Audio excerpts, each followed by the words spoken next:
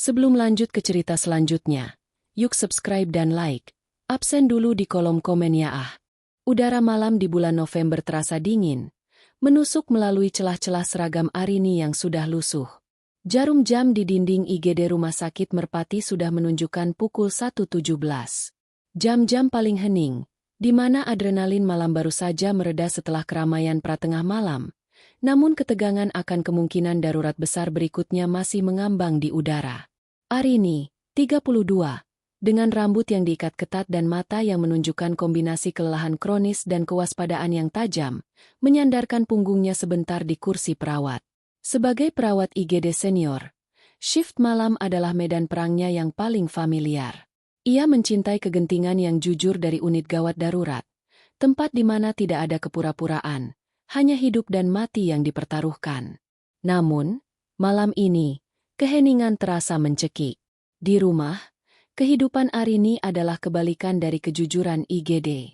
Rizky, suaminya, adalah seorang pengusaha properti yang sukses, tetapi kehadiran dan perhatiannya semakin langka, digantikan oleh pesan-pesan singkat yang dingin dan alasan rapat mendadak yang tak pernah habis. Arini telah mencoba meyakinkan dirinya bahwa jarak ini adalah harga dari kesuksesan Rizky, tetapi hatinya tahu ada sesuatu yang jauh lebih dingin daripada kesibukan yang memisahkan mereka. Selain masalah suami, ada bayangan lain, Santi, adik tiri Arini yang 5 tahun lebih muda. Sejak Ibu Santi menikah dengan ayah Arini, hubungan mereka selalu diselimuti lapisan persaingan dan kecanggungan. Santi, yang kini menjadi seorang event organizer dengan lingkaran sosial yang luas, selalu memandang profesi Arini sebagai sesuatu yang biasa saja dan membosankan. Arini menyayangi adiknya, tetapi ia juga merasakan ketegasan dalam setiap interaksi mereka, seolah Santi selalu berusaha mengambil alih ruang di mana Arini seharusnya menjadi pusatnya. Arini menghela napas, mengusap lelah di pangkal hidungnya. Ia mengambil clipboard dan mulai meninjau catatan pasien. Suara monitor jantung di bilik 3 menjadi melodi latar yang menenangkan. Hanya ada beberapa pasien observasi ringan yang tersisa. Ini adalah saat yang tepat untuk istirahat singkat, minum kopi, dan melupakan sejenak masalah rumah tangganya yang kusut. Ia bangkit, menuju meja pantry di sudut. Sambil menuang kopi panas, ia berbincang sebentar dengan perawat Fajar, seorang junior yang tampak sudah berjuang melawan kantuk. Malam ini aneh sekali, Mbak Rin, bisik Fajar sambil menguap. Terlalu tenang. Itu biasanya pertanda buruk. Arini tersenyum tipis. Percaya padaku, Jar. Keburukan tidak perlu pertanda. Ia datang saja. Mereka berdua tertawa kecil, tetapi kata-kata Fajar meninggalkan jejak ketidaknyamanan di benak Arini. Keheningan di IGD, terutama saat cuaca dingin, seringkali menjadi pembuka bagi badai. Tepat saat Arini menyeruput kopinya yang pertama, dan rasa pahitnya mulai menjernihkan pikirannya, lampu di lobi utama berkedip. Bukan lampu utama, tetapi lampu darurat berwarna merah di atas pintu masuk. Kemudian, suara yang selalu berhasil mengusir rasa kantuk dan kelelahan, suara sirene ambulans yang melengking, semakin lama semakin dekat, memotong keheningan malam dengan kasar dan tanpa ampun. "Masuk!" teriak Dr. Hendra, yang langsung berlari dari ruang istirahat. Arini segera meletakkan cangkir kopinya. Profesionalisme langsung mengambil alih. Ia adalah perawat IGD. Semua masalah pribadi, semua kekacauan rumah tangga, semua persaingan dengan adik tiri, semuanya harus dibekukan. Tugasnya sekarang adalah menyelamatkan nyawa siapapun yang ada di balik pintu itu. Siapkan ruang resusitasi 1. Fajar, siapkan intubation kit. Perintah Arini dengan suara tegas, memimpin timnya menuju area penurunan pasien. Sirene itu berhenti di pintu gerbang. Suara benturan pintu belakang ambulans, langkah kaki tergesa-gesa, dan perintah singkat petugas medis mulai terdengar. Arini berdiri tepat di samping tempat ia akan menerima pasien. Pintu geser terbuka lebar. 2 brankar didorong masuk dengan cepat oleh petugas paramedis. Mereka datang dari satu kejadian yang sama, sebuah kecelakaan tunggal di jalan tol yang melibatkan 2 mobil, sebagaimana yang diumumkan singkat oleh paramedis. Pasien di brankar pertama adalah seorang pria dengan jas yang sudah robek dan berlumuran darah. Kepalanya dibalut kasar. Kondisinya tampak sangat parah. Ia tidak sadarkan diri dan napasnya dangkal. Mata Arini langsung tertuju pada wajah pucat itu. Wajah yang ia lihat setiap pagi dan malam. Wajah yang memberinya janji pernikahan dan kini memberinya keheningan dingin. Dunia Arini terasa berhenti. Jantungnya berdebar kencang, bukan karena adrenalin tugas, tetapi karena kengerian pribadi yang dingin. Ya Tuhan, bisiknya hampir tanpa suara. Pasien di brankar pertama adalah Rizky, suaminya. Arini merasakan seluruh tenaganya terkuras, tetapi ia tidak punya waktu untuk pingsan. Ia harus tetap berfungsi. Sebelum ia sempat memproses bagaimana suaminya bisa mengalami kecelakaan serius, brankar kedua didorong masuk. Pasien kedua adalah seorang wanita. Dia sadar, tetapi raut wajahnya menahan rasa sakit. Lengan kirinya tampak patah, dan ada luka goresan dalam di wajahnya. Ketika Arini mengangkat pandangannya dari suaminya yang tak berdaya untuk melihat korban kedua, ia merasa seperti dipukul oleh gelombang kejut yang kedua. Wanita itu, dengan rambut yang berantakan dan pakaian yang sama-sama kotor, adalah Santi, adik tirinya. Arini terdiam, mematung di tengah hiruk-pikuk IGD yang tiba-tiba. Suami dan adik tiriku. Mereka berdua, pada jam 1.20 dini hari, setelah kecelakaan tunggal. Perawat Arini. Fokus. Teriak Dr. Hendra. Pasien 1 GCS3. Segera ke resusitasi. Pasien 2 stabil. Pindahkan ke observasi. Arini menarik napas dalam-dalam. Kejutannya harus disembunyikan. Wajahnya, topeng perawat, harus dikenakan. Ia mengangguk. Matanya dingin dan profesional. Tidak menunjukkan sedikitpun bahwa dua orang yang baru saja masuk itu adalah seluruh kehancuran hidup pribadinya. Ia mendekati brankar Rizky. Tangannya meraih sphygmomanometer untuk mengukur tekanan darah, tetapi pikirannya berputar-putar. Mengapa Rizky dan Santi bersama? Mereka baru saja. Ia memaksakan pikiran itu keluar. Tidak sekarang. Sekarang adalah tentang stabilisasi. Pasien 1. Tekanan darah rendah. Segera pasang jalur 42 sisi. Perintah Arini, mengarahkan timnya, suaranya kembali kuat.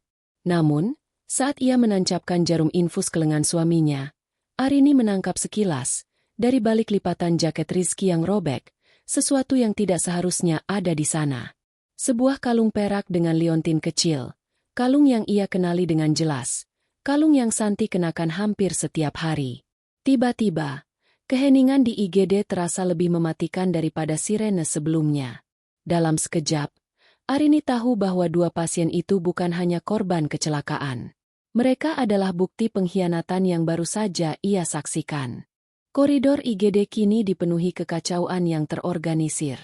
Rizky telah dilarikan ke ruang resusitasi 1, jantung unit, di mana tim medis berjibaku melawan waktu. Arini, dengan denyutan keras di pelipisnya yang jauh lebih menyakitkan daripada kelelahan shift, berada di jantung upaya penyelamatan itu. Tangannya bergerak otomatis, cekatan dan presisi, memasang monitor, menyiapkan cairan 4, dan memastikan semua peralatan berfungsi sempurna. Ia adalah perawat yang sempurna, seolah ia sedang menangani orang asing. Pendarahan internal dicurigai. Kita butuh USG bedside segera, teriak Dr. Hendra. Arini, siapkan pasien untuk röntgen toraks. Kita harus melihat tingkat keparahannya. Arini mengangguk. Saat ia memotong sisa pakaian Rizky yang menempel pada tubuhnya untuk memudahkan pemeriksaan, ia harus menekan dorongan aneh, dorongan untuk menjerit, untuk bertanya, untuk mengguncang suaminya yang tak sadarkan diri itu dan menuntut kebenaran. Tetapi ia hanya menarik napas, membiarkan masker bedah menyaring udara, dan menenangkan sarafnya yang tegang. Saat itulah Arini menyadari sesuatu yang terlepas dari fokus utama tim, dompet Rizky. Dompet kulit mahal itu tergeletak setengah terbuka di brankar yang baru saja ia tinggalkan. Mungkin jatuh saat proses pemindahan. Itu adalah kesempatan yang sangat singkat. Dengan gerakan cepat dan seolah-olah ia sedang memindahkan barang inventaris rumah sakit, Arini mengambil dompet itu, menyelipkannya ke dalam saku celana seragamnya. Tindakan itu tidak etis dalam konteks privasi pasien, tetapi Arini tidak lagi peduli pada etika biasa. Ia didorong oleh naluri istri yang dikhianati dan seorang detektif yang tiba-tiba sadar. Setelah menstabilkan Rizky sejenak, Arini tahu ia harus meninggalkan ruang resusitasi. Profesionalisme menuntut pertukaran tim yang segar untuk menjaga fokus. Ia menyerahkan tugasnya kepada perawat lain dan menuju ke area observasi di mana Santi, adik tirinya, sedang diperiksa oleh dokter jaga yang berbeda. Langkah kaki Arini terasa berat, seolah ia sedang berjalan di dasar laut. Ia tidak lagi melihat Santi sebagai adik, tetapi sebagai sepotong bukti hidup. Santi ditempatkan di bilik 5. Luka-lukanya memang tidak separah Rizky, tetapi wajahnya pucat, dan ia mengerang menahan rasa sakit di lengannya yang terkilir dan kepalanya yang sedikit terbentur. Dokter di sana, Dokter Ratih, menoleh saat Arini mendekat. Arini, syukurlah kau di sini. Pasien ini, Nona Santi, agak gelisah. Bisa tolong bantu siapkan dia untuk suntikan pereda nyeri dan memastikan ia tidak menderita gegar otak? Tentu, Dok, jawab Arini. Suaranya datar dan tenang. Arini berdiri di sisi ranjang Santi. Ia melihat wajah adiknya dari jarak yang sangat dekat. Wajah cantik yang sering ia cemburui secara diam-diam. Sekarang, wajah itu penuh ketakutan. Saat Arini membalik pergelangan tangan Santi untuk mencari pembuluh darah, ia melihat jam tangan mahal yang dikenakan adiknya. Ia juga melihat lebam yang agak mencurigakan di area bahu, yang sepertinya bukan hanya karena sabuk pengaman.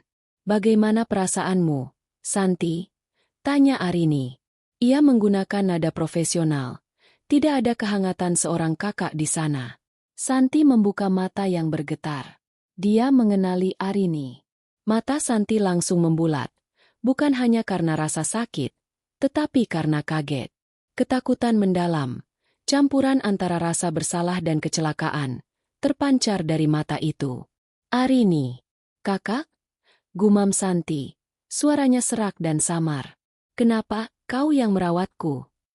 Aku perawat shift malam, jawab Arini singkat, tanpa emosi. Fokus pada napasmu. Saat Arini sibuk memasang infus, ia merasakan tangan Santi bergerak mencoba meraih tangannya, isyarat putus asa. Jangan bilang pada siapapun kalau. Bisik Santi, suaranya nyaris hilang. Arini mencondongkan tubuhnya, pura-pura memeriksa kateter 4. Jangan bilang apa, Santi? Tentang kecelakaanmu. Tentang Rizky, bisik Santi lagi. Air mata mulai menggenang di sudut matanya yang terluka. Kami hanya sedang. Tiba-tiba, Santi meringis hebat karena rasa sakit di lengannya, menghentikan kalimat pengakuan itu di tengah jalan. Arini membiarkannya. Kata-kata itu tidak penting lagi. Ekspresi, kehadiran mereka bersama, dan bisikan yang terputus itu sudah cukup. Arini selesai dengan tugas medisnya, menyuntikkan obat pereda nyeri. Obat itu akan bekerja cepat, membuat Santi mengantuk dan melamun. Sebelum Santi benar-benar tenggelam dalam obat, Arini melakukan satu hal lagi. Ia membuka saku seragamnya dan mengeluarkan dompet Rizky. Tunggu sebentar, kata Arini pada Dokter Ratih. Aku akan cek identitas pasien 1 dan 2. Dia berbalik sebentar, membelakangi rekan-rekannya, dan membuka dompet Rizky dengan jari-jari gemetar. Di antara tumpukan kartu kredit, ia menemukan 2 lembar kecil yang dilipat rapi. Itu adalah counterfoil tiket. Bukan tiket konser besar, melainkan tiket masuk untuk sebuah galeri seni kecil yang baru dibuka, diikuti oleh struk makan malam dari restoran fine dining yang terkenal dengan suasana romantisnya. Dan yang paling menghancurkan, kedua tiket itu memiliki tanggal yang sama, malam ini. Air mata Arini tidak menetes, tetapi ia merasakan tenggorokannya tercekat, seolah ada tangan yang mencengkeramnya. Pasangan tiket. Makan malam romantis. Jam 1.20 dini hari. Kecelakaan di jalan tol. Dan kalung Santi yang ia temukan terselip di pakaian suaminya. Tidak ada lagi keraguan. Tidak ada lagi ruang untuk alasan. Kebetulan. Mereka bersama. Mereka baru saja berkencan. Arini menutup dompet itu, memasukkannya kembali ke saku. Ia memandang Santi yang kini sudah tampak lebih tenang di bawah pengaruh obat. Lalu, ia melihat ke arah pintu ruang resusitasi. Rizky sedang berjuang untuk hidup, dan Arini adalah orang yang memastikan jantungnya terus berdetak. Ironi yang kejam itu begitu menyakitkan. Ia, sang istri yang dikhianati, kini menjadi malaikat pelindung bagi suaminya dan selingkuhannya. Arini merasakan gejolak kemarahan dan kesedihan yang mengerikan. Tapi ia hanya diam. Ia memutuskan. Seluruh rumah sakit boleh terkejut karena kedatangan dua korban kecelakaan. Tetapi tidak ada seorang pun yang boleh tahu bahwa perawat Arini adalah istri dari pasien 1 dan kakak dari pasien 2. Arini menyunggingkan senyum yang tidak sampai ke matanya. Permainan dimulai, dan Arini memiliki semua bukti. Sekarang saatnya bergerak dari syok ke perencanaan. Setelah memastikan Santi benar-benar stabil dan tertidur karena efek obat, Arini melangkah menjauh dari bilik perawatan, menuju lorong yang agak sepi di belakang ruang triage. Ia harus mendapatkan waktu sendiri, bahkan hanya 5 menit, untuk menstabilkan hatinya yang sedang bergemuruh hebat. Ia menyandarkan punggungnya ke dinding dingin, melepaskan masker bedahnya sejenak agar bisa bernapas lebih bebas. Suara bip dari monitor jantung Rizky, yang dipantau melalui monitor sentral, terasa seperti genderang yang mengiringi kejatuhan mentalnya. Dompet Rizky yang ia selipkan di saku seragam kini terasa berat. Sebuah beban pengkhianatan yang nyata. Ia merogohnya lagi, mengeluarkan 2 bukti fisik itu, tiket galeri seni dan struk makan malam. Tanggalnya adalah hari ini, Rabu. Rizky beralasan ada rapat mendadak di luar kota dan akan pulang terlambat. Santi beralasan ada klien baru yang membutuhkan perencanaan mendetail. Air mata Arini akhirnya menetes, panas dan pahit. Namun, ia tidak menangis terseduh-seduh. Ia menangis dalam diam, dengan kemarahan yang dingin dan fokus. Rasa sakit pengkhianatan memang luar biasa, tetapi yang lebih mendominasi adalah amarah karena kebohongan yang rapi dan kesadaran bahwa ia, seorang perawat yang cerdas dan waspada, telah dipermainkan selama ini oleh 2 orang yang seharusnya paling ia cintai. Mereka bersama, gumam Arini, mengulang kesimpulan itu seperti mantra yang mengerikan. Suamiku dan adik tiriku. Kejadian kecelakaan ini, betapapun tragisnya, adalah pengungkapan yang kejam dari takdir. Jika bukan karena sirene ambulans malam ini, mungkin ia tidak akan pernah tahu. Mereka akan terus bermain di belakangnya, dan ia akan terus menjadi istri yang naif dan kakak yang bodoh. Tiba-tiba, suara langkah kaki perawat Fajar mendekat. Arini dengan cepat mengusap air matanya dan memakai kembali masker. Mbak Arini, Dokter Hendra mencari Anda, kata Fajar dengan nada tergesa-gesa. Pasien 1 butuh penanganan segera. Ada indikasi terjadi peningkatan tekanan intrakranial. Berita tentang kondisi Rizky yang memburuk secara drastis menarik Arini kembali ke kenyataan. Rasa sakit hati yang menusuk seketika digantikan oleh naluri profesional. Rizky mungkin telah menghancurkan hidupnya, tetapi di mata hukum dan etika medis, ia tetaplah pasien Arini.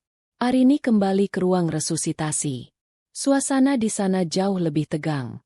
Tim sedang berjuang untuk menstabilkan Rizky sebelum dipindahkan ke kamar operasi. Dokter Hendra, dengan wajah lelah dan penuh keringat, menjelaskan situasi. Arini, kita harus segera siapkan pasien untuk bedah saraf. Cedera kepalanya jauh lebih parah daripada yang kita duga. Arini mengangguk. Saat ia membantu menempatkan penyangga leher pada Rizky, matanya tanpa sengaja menangkap detail yang baru ia sadari saat pertama kali melihatnya. Di jari manis Rizky, cincin pernikahannya tidak ada. Rizky selalu mengenakan cincin itu, bahkan saat tidur. Kehilangan cincinnya, ditambah dengan bukti tiket dan kalung Santi, seolah menjadi cap perselingkuhan yang tak terbantahkan. Arini merasa jijik. Bukan karena ia telah menikah dengan seorang pezina, tetapi karena Rizky tampaknya telah melepaskan cincin itu sebelum kencan malamnya, berusaha menghapus jejak statusnya sebagai suami. Saat mereka bersiap memindahkan berangkar Rizky menuju area lift menuju kamar operasi, Arini mendengar beberapa perawat junior berbisik di sudut. Kasihan sekali, ya? Sepertinya pasangan suami istri, Tapi kok kecelakaan barengan sama perempuan lain? Bisik salah satu perawat. Aku dengar mereka ditemukan di dalam satu mobil sport yang hancur. Bukan suami istri, tapi selingkuhan kali, timpal yang lain. Bisikan itu menusuk, tetapi juga memberikan Arini ide yang krusial. Selama rekan-rekan kerjanya berasumsi bahwa Rizky dan Santi hanyalah sepasang kekasih gelap yang bernasib sial, mereka tidak akan pernah mencurigai Arini. Arini menyadari, jika ia mengungkapkan identitasnya sekarang, ia akan kehilangan kendali atas situasi ini. Ia akan dicap sebagai istri yang emosional, digantikan oleh perawat lain, dan yang terpenting, kehilangan akses ke informasi dan kedua pasien itu. Keputusan Arini. Tetap diam. Arini akan merahasiakan hubungannya dengan Rizky dan Santi. Dia akan bertindak sebagai perawat Arini yang profesional dan tidak terpengaruh, bertanggung jawab atas keselamatan mereka berdua. Mengumpulkan bukti. Dia akan memanfaatkan posisinya untuk mengumpulkan lebih banyak bukti. Ia perlu tahu segalanya tentang pengkhianatan ini. Mengendalikan situasi. Dengan tetap berada di posisi sebagai perawat, ia akan memiliki kekuatan untuk memengaruhi perawatan, status, dan bahkan nasib mereka. Arini memasukkan dompet Rizky, bersama dengan tiket dan struk, kembali ke sakunya. Ia bertekad, ini bukan hanya masalah medis, ini adalah perang pribadinya, dan ia butuh keunggulan medan. Dokter Hendra, Rizky siap dipindahkan. Kata Arini, suaranya mantap. Aku akan meminta discharge sumari Santi diperiksa kembali, karena ia masih syok. Aku akan memantau kondisinya saat pasien satu dioperasi. Dengan mengatur dirinya untuk tetap mengawasi Santi, Arini memastikan bahwa baik suaminya, yang kritis, maupun selingkuhannya, yang sedang tidur, tetap berada dalam radius kekuasaannya. Saat brankar Rizky didorong menjauh, Arini merasakan rasa dingin yang menggigit. Ia menyelamatkan nyawa suaminya, bukan karena cinta, melainkan karena ia ingin suaminya hidup untuk merasakan konsekuensi perbuatannya. Kematian adalah pelarian yang terlalu mudah bagi seorang pengkhianat. Arini kini tahu kebenaran. Dan kebenaran, dalam tangannya, adalah senjata yang jauh lebih kuat daripada pisau bedah. Setelah Rizky diangkat ke ruang operasi, unit IGD kembali memasuki fase siaga. Arini ditugaskan untuk mengurus administrasi darurat dan, yang paling penting baginya, memantau kondisi Santi. Santi masih berada di bawah pengaruh sedasi dan obat pereda nyeri, membuatnya rentan dan tidak berdaya.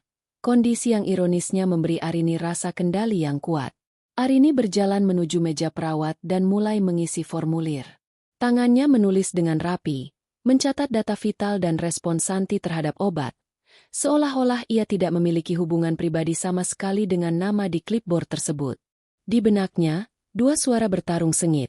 Suara Hipocrates yang menuntutnya untuk menyelamatkan setiap nyawa, dan suara hati yang remuk, yang berteriak meminta keadilan atau, lebih buruk lagi, balas dendam. Ia mengingat kembali wajah Rizky yang pucat di brankar.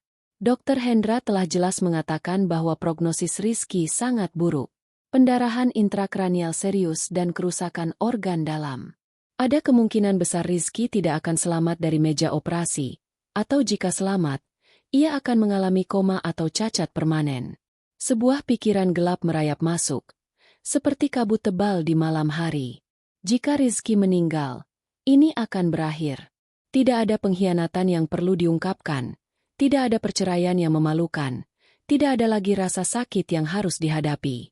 Kematian adalah solusi yang bersih, meskipun brutal, yang diberikan oleh takdir. Namun, Arini segera menepis pikiran itu. Bukan karena cinta, tetapi karena ia menyadari betapa pengecutnya Rizky jika ia meninggal sekarang. Rizky harus hidup untuk menanggung dosa-dosanya. Lalu pikirannya beralih pada Santi. Adik tirinya. Santi jauh lebih stabil, tetapi juga tidur nyenyak. Arini memiliki akses penuh ke obat-obatan di lemari Nurse Station. Akses ke sedatif yang lebih kuat, atau bahkan dosis pengencer darah yang sedikit saja bisa menyebabkan komplikasi serius bagi seseorang dengan luka dalam. Arini berdiri di depan lemari obat. Tangannya memegang kunci. Punggungnya dingin. Dan ia bisa merasakan jantungnya berdetak tidak teratur. Ini adalah kesempatan emas.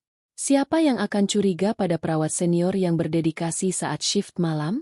Ia membayangkan skenarionya. Sedikit kelebihan dosis, komplikasi mendadak, dan Santi bisa saja mengalami serangan jantung. Rumah sakit akan mencatatnya sebagai komplikasi tak terduga pasca trauma. Tidak ada yang akan tahu. Arini akan bebas dari 2 orang yang menghancurkannya. Namun, di tengah godaan itu, sumpahnya sebagai perawat bergetar. Ia telah bersumpah untuk tidak merugikan pasiennya. Jika ia melakukan ini, ia bukan lagi seorang perawat. Ia adalah seorang pembunuh berdarah dingin. Dan jika ia tertangkap, karirnya, masa depannya, dan semua yang ia perjuangkan akan hancur. Ia akan kehilangan hak untuk menuntut balas dendam dengan caranya sendiri. Keputusan etika. Arini akhirnya menarik tangannya dari kunci lemari obat. Ia menolak jalan pintas berdarah itu. Ia tidak akan membunuh. Kalian tidak pantas mendapatkan kematian yang mudah, gumam Arini. Suaranya dipenuhi kebencian yang mendalam. Kalian berutang pada hidupku yang kalian hancurkan. Arini kembali ke bilik Santi, membawa nampan berisi perlengkapan perawatannya. Ia melakukan pemeriksaan vital rutin. Saat ia memeriksa perban di kepala Santi, matanya tertuju pada ponsel Santi yang tergeletak di meja samping, diselamatkan oleh para medis. Ini adalah kesempatan lain. Ponsel adalah peti harta karun digital dari sebuah perselingkuhan. Dengan hati-hati, Arini mengambil ponsel itu. Layar terkunci, tetapi Arini ingat dengan samar bahwa Santi memiliki kebiasaan menggunakan pola kunci yang mudah. Arini mencoba tanggal lahir Santi. Gagal. Ia mencoba tanggal pernikahan Arini dan Rizky. Gagal. Kemudian ia mencoba tanggal ulang tahun Santi dan Rizky. Dan berhasil. Kunci pola mereka adalah tanggal lahir keduanya digabungkan. Bukti yang begitu terang-terangan dan memuakan. Arini dengan cepat membuka galeri foto. Di sana, ia menemukan beberapa foto yang diambil malam itu. Foto Rizky dan Santi di galeri seni. Foto mereka tertawa di meja makan malam. Dan foto-foto yang membuat perut Arini berputar. Foto selfie Santi dan Rizky di dalam mobil, hanya beberapa jam yang lalu, dengan Rizky mencium kening Santi. Arini menahan napasnya yang tercekat. Ia mengambil beberapa foto dari ponselnya sendiri, memotret bukti-bukti di layar ponsel Santi. Ia menyalin beberapa pesan teks singkat yang menunjukkan janji-janji romantis dan rencana rahasia mereka. Saat ia sedang menyalin, Arini melihat sebuah pesan masuk dari seorang nomor tak dikenal. Pesan itu berbunyi, "Kalian sudah di mana? Aku tunggu di villa. Semua aman." Istrinya shift malam. Suaminya bilang rapat. Pesan itu bukan hanya mengonfirmasi perselingkuhan, tetapi juga menunjukkan bahwa mereka sedang menuju tempat persembunyian rahasia mereka saat kecelakaan itu terjadi. Arini segera mengunci kembali ponsel Santi dan meletakkannya kembali di meja samping. Seolah-olah tidak ada yang terjadi. Bukti itu kini aman di ponselnya. Itu adalah kartu as, alat pemusnah massal yang ia miliki. Arini kembali ke meja perawat. Ia merasa lebih tenang. Ia telah melampaui godaan gelap untuk membunuh dan kini memiliki senjata berupa pengetahuan. Ia sekarang tahu segalanya. Dan yang paling penting, tidak ada seorang pun yang tahu bahwa ia tahu. Ia melihat monitor Rizky di layar sentral. Operasi baru dimulai. Nasib Rizky tergantung pada tim bedah. Namun, nasib Santi sepenuhnya berada di tangan Arini. Arini mengambil clipboard Santi lagi. Ia mulai mencatat laporan perkembangan. Tetapi saat mencatat, sebuah ide cemerlang dan kejam muncul. Ia akan menggunakan posisinya untuk melakukan sesuatu yang tidak terduga, yang tidak akan dicurigai siapapun. Sesuatu yang akan memberi Santi dan Rizky kehidupan yang menyakitkan sebagai ganti kematian yang mudah. Waktu merangkak pelan. Setelah memanen semua bukti digital dari ponsel Santi, Arini merasa seperti sedang membawa bom waktu di saku seragamnya. Seluruh tim medis sibuk dengan operasi Rizky, yang dipimpin oleh tim bedah saraf. Situasi ini memberikan Arini kebebasan yang ia butuhkan untuk bertindak tanpa pengawasan ketat. Arini kembali ke bilik 5. Tempat Santi berbaring. Lampu redup di ruang observasi membuat suasana terasa intim dan mengerikan. Santi baru saja terbangun dari tidur yang dibantu obat. Matanya terlihat bengkak dan bingung. Arini berdiri di sisi ranjang. Ia memasang ekspresi kosong, profesional. Namun ada ketegasan di tatapannya yang tidak bisa disembunyikan. Ia mengambil stetoskop dan meletakkannya di dada Santi, seolah ia sedang mendengarkan lebih dari sekadar detak jantung. Ia mendengarkan kebohongan yang berdetak di tubuh adiknya. Kau beruntung, Santi. Pendarahan internalmu ringan. Hanya patah tulang lengan dan gegar otak ringan. Kau akan baik-baik saja, ujar Arini. Nadanya datar, klinis. Tidak ada kelegaan, tidak ada kehangatan seorang kakak. Santi, yang masih kesulitan berbicara, menatap wajah Arini yang tertutup masker. Ia melihat matanya, dan seketika ia tahu, tidak ada lagi kepura-puraan. Mata itu, mata perawat senior yang baru saja memastikan Rizky dioperasi, telah melihat segalanya. Kakak, bisik Santi, suaranya parau. Ia mencoba bangun, tetapi rasa sakit di lengannya mencegahnya. Aku bisa jelaskan. Arini melepaskan stetoskop dan menggantungkannya di lehernya. Ia meraih tensimeter dan mulai mengukur tekanan darah Santi. Gerakannya lambat, disengaja, memberinya waktu untuk menyampaikan ancamannya tanpa kata-kata. Tidak ada yang perlu dijelaskan, potong Arini. Pandangannya terkunci pada jarum pengukur tekanan darah. Aku tahu Rizky sedang rapat denganku di rumah, dan kau sedang sibuk dengan klien barumu di luar kota. Ternyata tempat rapat dan tempat pertemuanmu adalah lokasi kecelakaan yang sama. Santi menelan ludah. Wajahnya memucat lebih jauh dari kondisi medisnya. Pengkhianatannya terbongkar, dan yang membongkarnya adalah orang yang paling ia takutkan, Arini, dengan semua akses yang dimilikinya. Kakak, aku mohon. Air mata mulai mengalir di pelipis Santi. Aku mencintainya. Dia bilang dia akan menceraikanmu. Tapi Arini menghentikan gerakan pompa tensimeter dengan keras. Ia mencondongkan tubuhnya ke telinga Santi. Suaranya merendah, menakutkan, hanya bisa didengar oleh mereka berdua. Kau mencintainya? Kau hampir membunuhnya di mobil yang sama saat kau tidur dengannya. Desis Arini. Dan kau tahu apa yang membuatmu kembali sadar? Obat pereda nyeri yang kuberikan. Aku memastikan dosisnya tepat. Aku memastikan kau tidak menderita saat dokter lain sibuk. Karena aku peduli pada pasienku. Kata, peduli, itu terdengar seperti racun di bibir Arini. Itu adalah pengakuan bahwa ia memiliki kendali atas rasa sakit dan penderitaan Santi.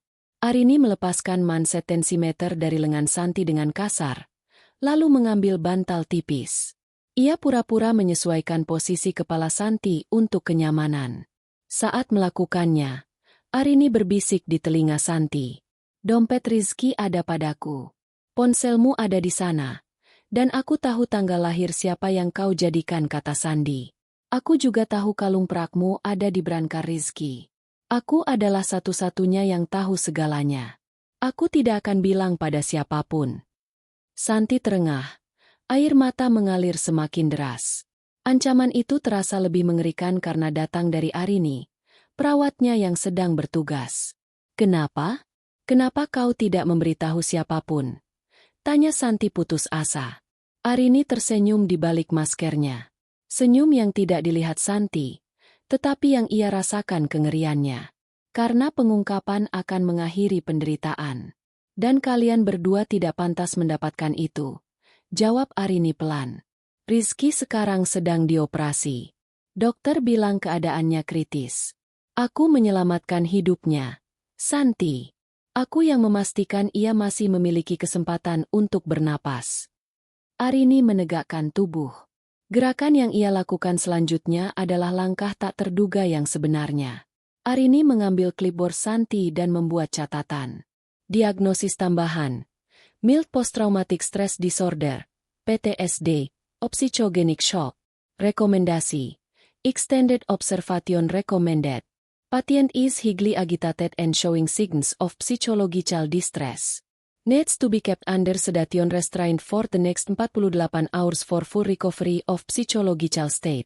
Arini sengaja membesar-besarkan kondisi mental Santi di catatan medis. Santi sebenarnya sudah stabil dan bisa dipindahkan dari IGD. Tetapi dengan catatan ini, discharge Santi akan ditunda. Alasannya jelas, Rizky akan dirawat di ICU pasca operasi. Santi bisa sembuh dalam sehari.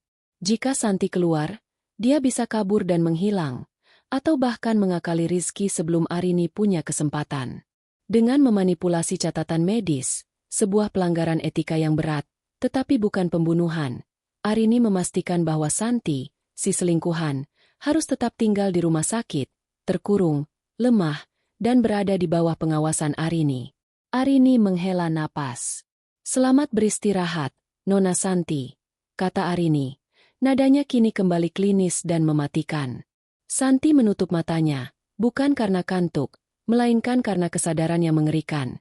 Ia tidak terluka separah Rizky, tetapi ia kini menjadi sandera psikologis dari kakaknya sendiri, di tempat yang seharusnya menjadi tempat penyembuhannya. Arini meninggalkan bilik itu, merasa sedikit puas. Ia tidak perlu membunuh, ia hanya perlu menahan. Dan rumah sakitnya, ironisnya, adalah penjara yang sempurna. Fajar mulai menyingsing, tetapi bagi Arini, malam masih panjang. Operasi Rizky diperkirakan memakan waktu berjam-jam. Arini menyelesaikan administrasi di IGD, memastikan catatan medis Santi telah diatur dengan baik, cukup meyakinkan para dokter untuk menahan Santi untuk observasi lebih lanjut, tanpa menimbulkan kecurigaan. Keputusan Arini sudah bulat. Ia tidak akan membunuh. Balas dendamnya harus jauh lebih brutal, membiarkan mereka hidup dalam penyesalan dan ketakutan. Namun, untuk melakukan itu, Rizky harus bertahan. Arini tahu bahwa tim bedah saraf memang sangat kompeten. Tetapi dalam setiap operasi besar, selalu ada variabel tak terduga. Arini memanfaatkan satu kesempatan unik yang muncul berkat rutinitasnya sebagai perawat senior. Dr. Hendra meninggalkan briefing singkat tentang kondisi kritis Rizky sebelum bergegas menemui pasien lain. Arini mengambil kesempatan ini untuk meninjau pasien handover report Rizky yang disiapkan tim IGD untuk tim ICU pasca operasi. Saat meninjau, Arini menemukan detail kecil yang hanya bisa disadari oleh mata perawat berpengalaman yang bekerja di malam hari dan terbiasa dengan kelelahan tim. Di salah satu kolom catatan tentang alat pemantau, perawat junior mencatat adanya sedikit penurunan pada pengaturan tekanan udara ventilator di ambulans. Penurunan itu sangat minor. Mungkin diabaikan oleh dokter bedah yang fokus pada cedera kepala, tetapi Arini tahu betul bahwa jika pengaturan itu tidak dikoreksi dengan tepat di ICU, Rizky bisa saja mengalami komplikasi pernapasan serius pasca operasi. Kesalahan itu murni kelalaian karena kelelahan, bukan kesengajaan. Inilah momennya. Arini bisa saja membiarkan catatan itu tetap ada. Tim ICU yang sibuk mungkin akan melewatkannya. Dan Rizky bisa meninggal karena kegagalan pernapasan yang dianggap sebagai komplikasi pasca operasi biasa. Kematiannya akan tampak alami. Namun, Arini segera mengambil pena merah. Ia bukan hanya melingkari bagian itu. Ia menulis catatan tempel besar yang tegas. Perhatian! Cek ulang setting ventilator. Ada deviasi minor pada tekanan udara saat transport ambulans. Koreksi segera. Risiko atelektasis tinggi. Ia memasukkan catatan itu ke dalam dokumen handover, memastikan bahwa perawat ICU yang akan menerima Rizky tidak mungkin melewatkannya. Tindakan tak terduga satu, Arini menyelamatkan nyawa suaminya. Mengapa? Karena jika Rizky mati, ia akan menjadi martir dan penderitaan Arini tidak akan terbalaskan. Ia ingin Rizky hidup untuk merasakan penyesalan, menghadapi Arini, dan yang paling penting, hidup dalam kondisi finansial yang mungkin akan goyah pasca kecelakaan serius. Arini ingin suaminya menjadi suaminya yang cacat dan penuh utang, bukan jenazah yang dimuliakan. Setelah memastikan handover report aman, Arini kembali ke Santi.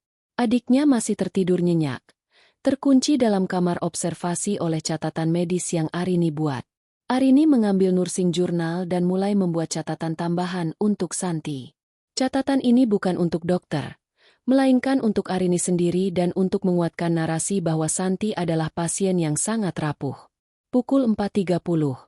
Pasien bangun, sangat gelisah, menyebut nama Tuan Rizky berulang kali. Mengaku ketakutan dan bersalah. Perlu dukungan psikologis yang intens. Pukul 5. Pasien mencoba melepaskan infus.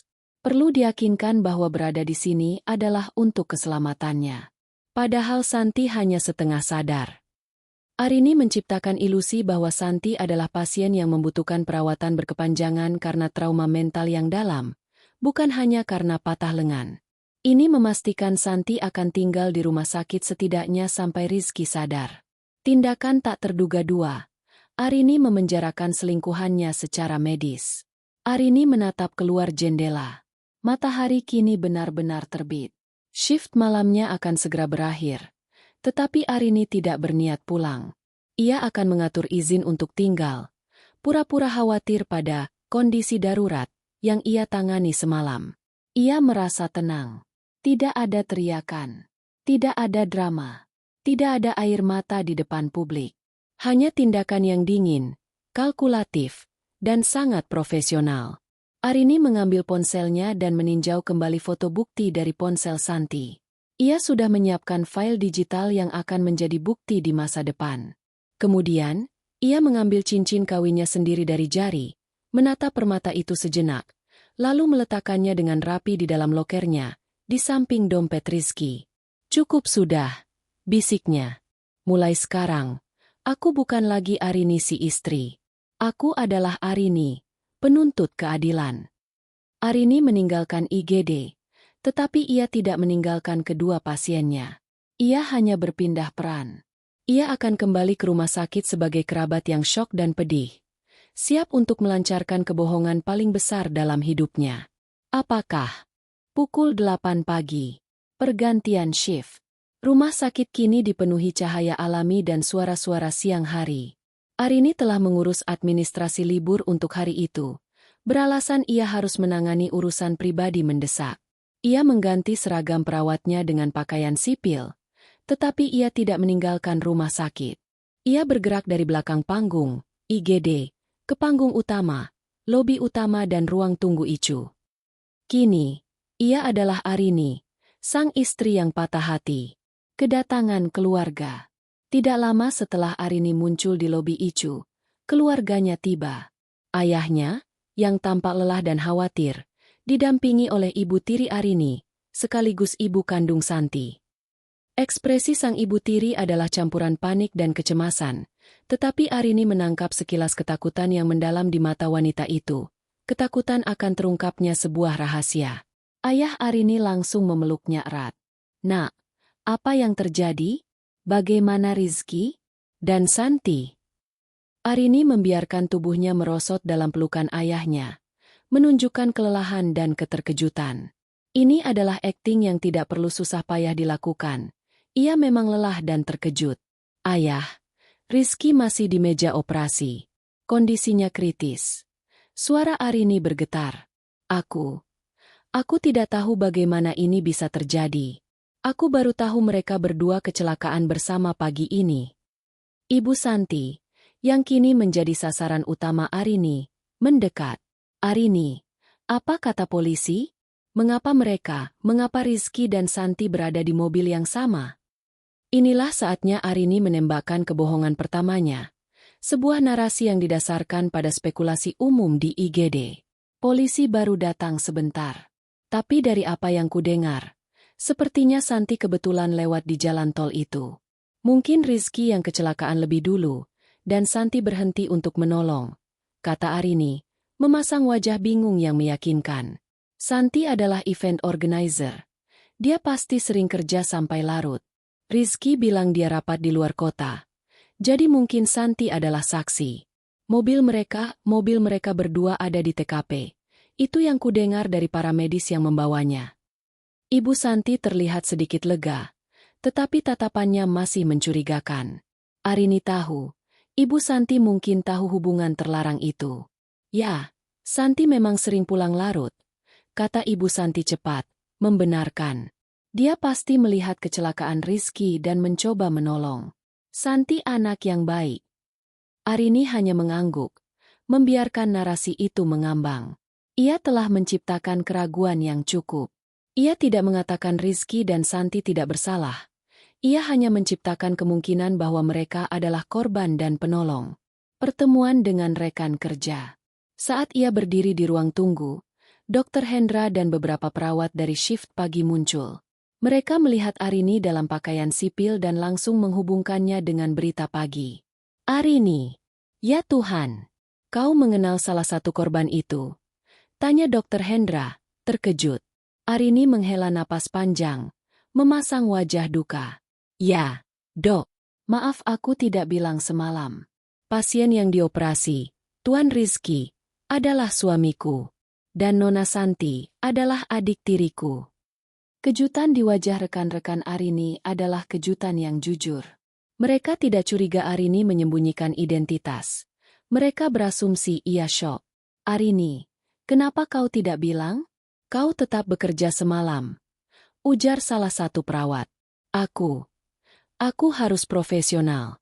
Aku harus menyelamatkan nyawanya. Dok, aku tidak bisa membiarkan perasaan pribadiku mengganggu pekerjaanku, kata Arini dengan suara lirih. Aku hanya fokus pada penyelamatan, bukan pada siapa mereka bagiku. Jawaban itu, yang didasarkan pada etika profesionalitas, membuat rekan-rekan Arini kagum, bukan curiga. Mereka melihat Arini sebagai pahlawan yang mengesampingkan emosi untuk tugasnya. Aku bangga padamu, Arini. Kau adalah perawat yang luar biasa. Puji Dr. Hendra. Dengan narasi ini, Arini berhasil mendapatkan dua hal. Simpati total dari rekan kerjanya dan alibi yang kuat atas profesionalismenya. Tidak ada yang akan percaya bahwa perawat yang begitu berdedikasi akan memanipulasi perawatan pasiennya. Mengamankan bukti. Di tengah kehebohan keluarga dan rekan kerja, Arini menyelinap sebentar ke Icu untuk berbicara dengan perawat kepala. Tolong, aku hanya ingin memastikan kondisi Santi. Dia adikku, dan aku khawatir dia mengalami syok berat, pinta Arini. Perawat kepala mengangguk. Tentu, Arini. Dokter sudah memutuskan dia harus diobservasi minimal 48 jam karena trauma psikologis. Tenang saja, dia dirawat dengan baik. Arini tersenyum tipis. 48 jam. Cukup waktu. Ia juga memastikan bahwa ia akan menjadi satu-satunya yang boleh membawakan makanan atau minuman untuk Santi, dengan alasan, hanya aku yang tahu apa yang bisa menenangkannya. Padahal, ia hanya ingin mengendalikan segalanya. Rencana Arini berjalan mulus. Ia berhasil menyusun kebohongan bahwa Rizky dan Santi tidak bersama secara romantis. Ia berhasil menjadi pahlawan yang patut dipuji, dan ia berhasil memenjarakan Santi secara medis dan psikologis. Semua di bawah hidung orang-orang yang seharusnya merawat mereka. Kini, yang tersisa adalah menunggu hasil operasi Rizky, dan menunggu kapan ia akan mengaktifkan bom waktu yang ia tanamkan pada kedua pengkhianat itu. 3 hari berlalu. 3 hari dihabiskan Arini di antara lobi Icu dan kamar observasi Santi. Rizky berhasil selamat dari operasi, sebuah keajaiban yang Arini tahu sebagian besar berkat intervensi halus yang ia lakukan pada dokumen handover ventilator. Rizky kini terbaring tak berdaya di Icu, terintubasi, dan berada dalam kondisi koma yang stabil. Santi, sementara itu, semakin pulih secara fisik, tetapi jiwanya tampak tertekan. Arini mengunjungi Santi setiap hari, bukan untuk menyemangati, tetapi untuk mengingatkan dengan tatapan dan keheningan bahwa rahasia itu ada di tangan Arini. Setiap kunjungan adalah siksaan yang sunyi bagi Santi, yang kini benar-benar takut pada kakaknya sendiri. Rizky sadar. Pada hari keempat, Rizky menunjukkan respons yang signifikan. Ia diekstubasi dan dipindahkan ke ruang perawatan intensif yang lebih ringan. Meskipun masih sangat lemah dan belum bisa berbicara, ia sadar dan matanya bisa merespons. Arini, sebagai istri yang berhak menemani, duduk di samping ranjangnya. Ia memakai wajah sedih, tetapi matanya memancarkan ketenangan yang dingin. Ketika Rizky membuka mata sepenuhnya dan fokus pada Arini, raut wajahnya bercampur antara rasa lega dan syok. Lega karena selamat, syok karena melihat Arini, orang yang paling ia hianati, duduk di sisinya. Arini meraih tangan Rizky yang terbebas dari infus. Bukan sentuhan kasih sayang, melainkan sentuhan penguasaan. Rizky, bisik Arini lembut. Syukurlah kamu selamat. Ini keajaiban. Rizky mencoba berbicara, tetapi hanya terdengar gumaman yang lemah. Ia mencoba meraih tangan Arini yang lain, mungkin untuk meminta maaf, mungkin untuk berbohong lagi. Arini tidak memberinya kesempatan. Dokter bilang, kamu diselamatkan tepat waktu. Mereka bilang tim IGD bekerja sangat cepat.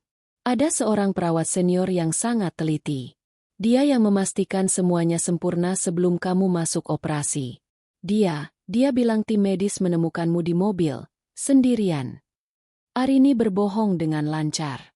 Ia tahu Rizky tidak ingat detail kecelakaan. Ia menggunakan narasi yang ia ciptakan di hadapan keluarga. Rizky mengerutkan alisnya, mencoba memproses informasi itu. Ia pasti bingung. Ia tahu ia bersama Santi. Santi. Rizky berhasil mengucapkan nama itu dengan susah payah. Wajah Arini langsung menunjukkan kesedihan yang mendalam. Santi, dia ada di sini juga. Dia terluka. Dia di unit observasi. Arini tidak perlu berbohong tentang keberadaan Santi di rumah sakit. Yang harus ia bohongi adalah alasan Santi berada di sana. Dia di sana karena trauma yang dalam. Dia adalah orang pertama yang menemukanmu, Rizky. Lanjut Arini. Air mata palsu mulai membasahi pipinya. Dia melihatmu tidak sadarkan diri setelah kecelakaanmu. Mobilnya berhenti di TKP. Dia adalah saksi kunci. Rizky memejamkan mata. Apakah karena rasa sakit fisik? Atau karena kebohongan Arini yang sempurna membuatnya bingung dan lega sekaligus? Lega karena rahasianya tidak terungkap. Tetapi bingung dengan narasi penyelamat yang Arini buat. Arini mencondongkan tubuhnya. Suaranya kini bergetar. Tetapi dengan nada yang penuh penyesalan yang ia arahkan pada Rizky. Rizky, aku tidak tahu apa yang akan terjadi kalau kamu tidak selamat. Aku mencintaimu. Aku sangat takut kehilanganmu. Arini menguatkan cengkeramannya pada tangan Rizky. Aku berjanji. Aku akan merawatmu. Aku akan memastikan kamu pulih seutuhnya. Kita akan memulai lagi. Dari awal. Kalimat itu adalah pengikat Rizky. Arini tidak mengancamnya dengan perceraian atau pengungkapan. Ia mengancamnya dengan kebaikan yang mengerikan. Ia menyelamatkan Rizky, memberinya kesempatan hidup, dan kini ia menuntut balas budi seumur hidup. Rizky tidak punya pilihan selain mengangguk pelan. Air mata mengalir dari sudut matanya. Ia tidak yakin apakah itu air mata syukur, penyesalan, atau ketakutan. Konfrontasi sunyi dengan Santi. Setelah mengunjungi Rizky, Arini langsung menuju kamar Santi. Santi kini sudah bisa duduk dan mulai berjalan perlahan. Ia akan diizinkan pulang keesokan harinya. Tetapi trauma psikologis yang diciptakan Arini membuatnya enggan pergi. Arini duduk di kursi yang ditarik dekat ranjang Santi. Rizky sudah sadar, kata Arini. Santi mengangkat kepalanya dengan terkejut. Dia baik-baik saja. Dia selamat dari operasi. Keajaiban, jawab Arini, tersenyum kecil. Dia menanyakanmu. Tentu saja. Kau adalah orang yang menolongnya, bukan? Santi menunduk. Ia tahu Rizky pasti bingung. Aku sudah memberitahunya bahwa kau adalah saksi mata yang heroik, kata Arini. Pandangannya tajam. Aku bilang kau melihat kecelakaannya, dan mobilmu kebetulan ada di sana, jadi kau ikut terluka saat menolong. Santi mengangkat wajahnya yang penuh air mata. Kau berbohong untukku. Tentu saja. Aku berbohong untuk kita. Arini membetulkan. Jika Rizky tahu yang sebenarnya sekarang, dia akan panik. Dia mungkin akan memberitahu semua orang saat kondisinya lemah. Keluargamu akan hancur. Keluargaku akan hancur. Reputasiku di rumah sakit akan hilang. Arini memiringkan kepala. Aku menyelamatkan Rizky. Santi. Aku yang memastikan dia punya kesempatan untuk hidup. Kau dan dia berutang padaku. Setiap hari Rizky bernapas, dia berutang padaku. Dan setiap hari kau hidup bebas, kau berutang padaku. Arini mengeluarkan ponselnya dan menunjukkan sekilas foto selfie Santi dan Rizky dari malam kecelakaan. Bukti ini aman di tanganku. Kau bisa keluar dari rumah sakit, kau bisa pergi jauh, tapi kau tidak akan pernah lari dari pengetahuan ini. Aku tidak akan menceraikannya. Aku akan tetap menjadi istrinya. Santi gemetar. Arini tidak hanya mengancamnya, Arini memberinya hukuman seumur hidup. Hidup dalam ketakutan akan pengungkapan kebenaran, sambil melihat Arini tetap berkuasa sebagai istri. Sekarang, pulanglah besok. Dan jangan pernah mencoba mendekati suamiku lagi. Karena jika kau melakukannya, aku akan membiarkan Rizky hidup, tetapi aku akan menghancurkan nama baikmu di depan semua orang, kata Arini, nadanya final. Arini bangkit dan meninggalkan ruangan, meninggalkan Santi yang menangis dalam kesunyian yang mengerikan. Balas dendam Arini telah dimulai. Beberapa minggu berlalu sejak kecelakaan itu.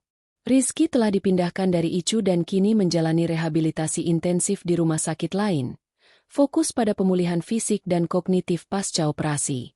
Santi telah dipulangkan dan kembali ke kehidupannya yang normal. Namun hidupnya kini diselimuti ketakutan dan rasa bersalah yang diciptakan Arini. Kontrol atas Rizky.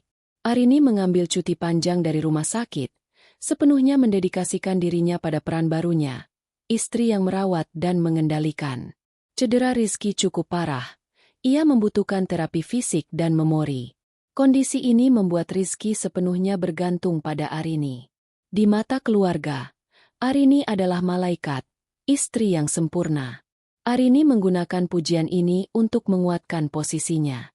Langkah pertama Arini adalah kontrol finansial. Mengingat Rizky masih lemah dan harus fokus pada pemulihan, Arini menawarkan diri untuk mengurus semua urusan bisnis dan keuangan. Sayang, kamu tidak boleh stres. Aku akan mengurusnya. Kita harus bayar semua tagihan rumah sakit, dan ini pasti menghabiskan banyak, ujar Arini lembut pada Rizky suatu sore, sambil memijat kaki suaminya. Rizky, yang penuh rasa bersalah dan kelemahan fisik, mengangguk setuju. Ia menandatangani dokumen kuasa penuh, memberikan Arini kendali total atas rekening bank, investasi, dan perusahaan propertinya. Ia melakukannya sebagai bentuk terima kasih dan penyesalan, tidak menyadari bahwa ia baru saja menyerahkan belenggu emas ke tangan Arini. Arini segera membekukan akses Rizky ke sebagian besar asetnya, mengalihkan dana darurat ke rekening yang hanya bisa ia akses. Ia membiarkan Rizky memiliki akses yang cukup untuk kebutuhan sehari-hari, memastikan ia tetap merasa sebagai suami, tetapi secara efektif, Rizky telah kehilangan kendali atas kekayaannya. Hidup dalam kebohongan. Arini memastikan narasi. Santi adalah penolong, dipertahankan. Ketika Rizky mencoba menyinggung kecelakaan itu atau Santi, Arini selalu mengarahkan pembicaraan ke arah betapa hebatnya Santi yang rela terluka demi menolongnya. Santi sangat peduli padamu, Rizky. Dia anak yang baik, kata Arini. Kata-kata ini menusuk Rizky lebih dalam daripada ancaman. Rizky tahu Arini berbohong, atau mungkin ia berasumsi Arini tidak tahu. Rasa bersalahnya semakin besar, karena ia kini berutang nyawa dan rasa terima kasih pada istrinya yang baik dan adik tirinya yang heroik, padahal keduanya adalah korban dari kejahatannya. Kontrol atas Santi. Sementara itu, Santi kembali bekerja, tetapi ia hidup dalam bayang-bayang. Ia takut pada ponselnya, takut pada setiap panggilan tak terjawab, dan yang paling ia takuti adalah Arini. Arini tidak lagi mengancam Santi secara langsung. Ia hanya mengirim pesan singkat yang dingin dan profesional, seperti, pengembangan proyek Rizky bulan ini berjalan lancar.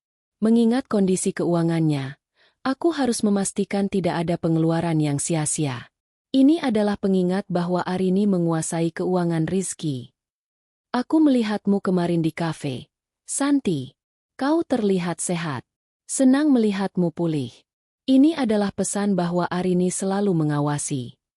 Puncaknya terjadi ketika Arini mengadakan makan malam keluarga untuk merayakan pemulihan Rizky, yang masih harus duduk di kursi roda. Arini mengundang Santi. Santi datang dengan ketakutan di matanya. Sepanjang makan malam, Arini memainkan peran istri yang perhatian dan kakak yang penyayang.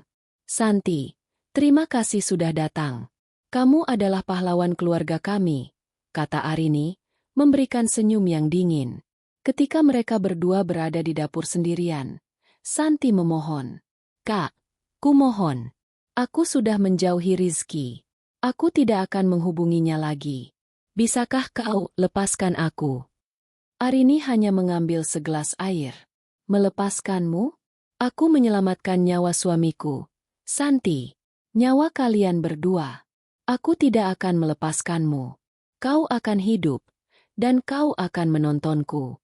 Kau akan melihat pernikahan yang kau coba hancurkan ini, dan kau akan melihat bagaimana aku mengendalikan semua yang seharusnya menjadi milikmu." Arini menunjukkan bukti terakhir. Cincin kawin Rizky yang ia temukan di branker. "Ini milikmu, bukan? Kau memberikannya kembali padanya sebelum kalian berkencan." "Aku menyimpannya," bisik Arini. Santi tersentak. Ia tahu itu adalah bukti pamungkas. "Aku akan menyimpan ini. Dan jika ada sedikit saja kebocoran informasi tentang malam itu, jika ada sedikit saja kecurigaan di mata keluarga, atau jika kau mendekati Rizky lagi, aku akan menyerahkan ini kepada ayah." Bersama dengan semua foto di ponselku, Arini berbisik lagi. "Dan aku akan melakukannya dengan wajah sedih. Mengatakan bahwa aku tidak tahu mengapa kau meninggalkannya di mobilnya setelah kecelakaan." Santi ambruk secara psikologis. Dia tahu Arini tidak gertak. Hukuman Arini adalah yang paling kejam, memaksa mereka hidup dan menyaksikan kehancuran yang lambat, tanpa bisa melarikan diri. Arini kembali ke ruang tamu, tersenyum pada semua orang. Ia adalah pemenang mutlak dari permainan yang ia ciptakan di tengah shift malam. Setahun telah berlalu. Kehidupan kembali pada porosnya yang baru, yang sepenuhnya diciptakan dan dikendalikan oleh Arini. Rizky pulih secara fisik, meskipun ia mengalami kelemahan permanen di sisi tubuhnya dan harus mengandalkan tongkat atau kursi roda untuk jarak jauh. Secara finansial, ia bergantung sepenuhnya pada Arini, yang kini secara efektif menjalankan perusahaannya di bawah pengawasan ketat. Rizky hidup dalam ketenangan yang dipaksakan, berusaha menjadi suami yang baik, dihantui oleh rasa bersalah yang ia tahu Arini ketahui, namun tak pernah diungkapkan.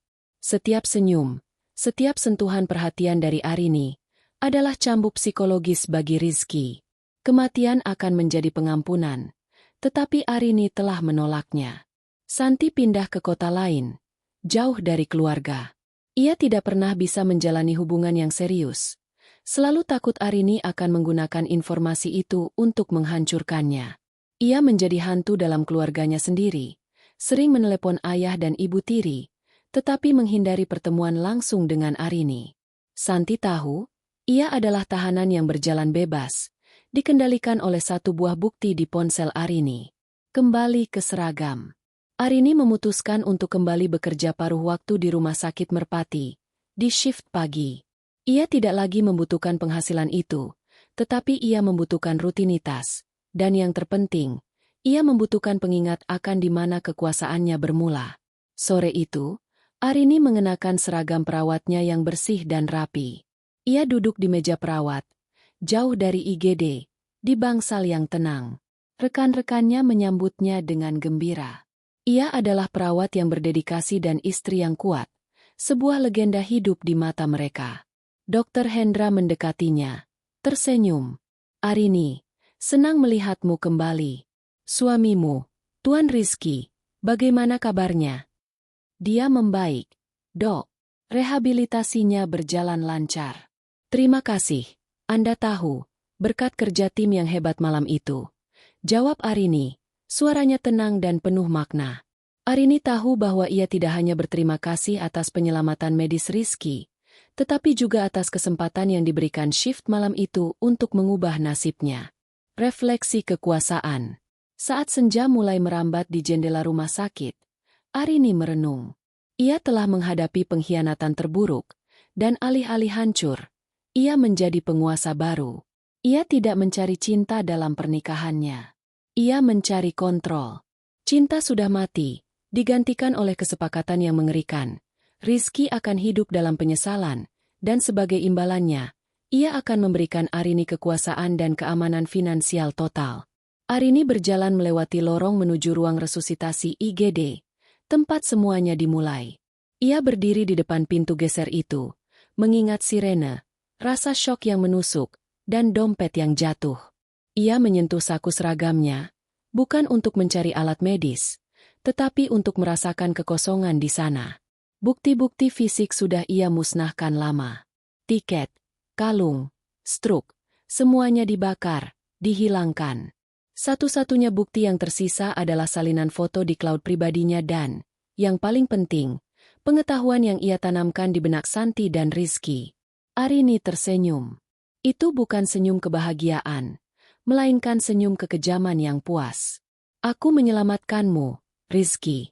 Bisiknya pada keheningan ruangan itu. Aku memastikan kau hidup. Aku tidak akan membiarkanmu dan Santi lolos dengan kematian yang mulia. Kalian harus hidup untukku. Arini telah melampaui etika, melampaui hukum, dan melampaui moralitas. Tindakannya yang tak terduga bukanlah pembunuhan yang cepat, tetapi pembangunan penjara psikologis yang perlahan namun pasti. Ia telah menggunakan instrumen kebaikan, perawatan medis, untuk memberikan hukuman yang paling kejam. Arini kembali ke bangsal. Ia mengambil clipboardnya, siap memulai shiftnya. Ia kini bukan hanya perawat, ia adalah pengadil. The game has just begun.